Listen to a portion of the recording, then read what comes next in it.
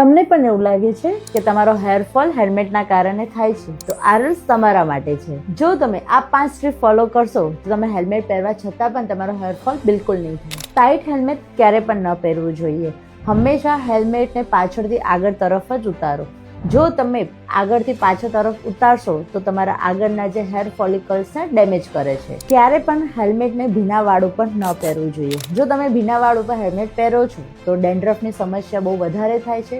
ત્યારે તમારા વાળ બહુ જ વીક હોય છે, તેના કારણે હેરફોલ વધારે થાય છે. હેલ્મેટની નીચે હંમેશા એક હેન્કી રાખવો જોઈએ, જેના કારણે તમારા વાળનો હેલ્મેટ સાથેનો ઘસારો ઓછો થાય છે, જેના કારણે તમારા વાળનું ડેમેજ પણ ઓછું થાય છે. ટાઈમ ટુ ટાઈમ તમારા હેલ્મેટને વોશ કરો, એને તડકે સૂકવો, જેના કારણે તમારા હેલ્મેટમાં બેક્ટેરિયલ ગ્રોથ નહીં થાય, જેના કારણે તમારા હેરમાં પણ ઇન્ફેક્શન થવાના ચાન્સીસ ખૂબ ઓછા થઈ જશે. જો તમારે બીજા કોઈનું હેલ્મેટ યુઝ કરવાનું થાય છે તો ઓલવેઝ તમારે હેલ્મેટની નીચે સ્કાર્ફ કે હેન્કી રાખવો જોઈએ, જેના કારણે તમને બીજા લોકોના કોઈ પણ ઇન્ફેક્શન તમારા વાળમાં ટ્રાન્સફર ના થાય. તો આવી જ યુઝફુલ ટિપ્સ માટે અમારા પેજને ફોલો કરો.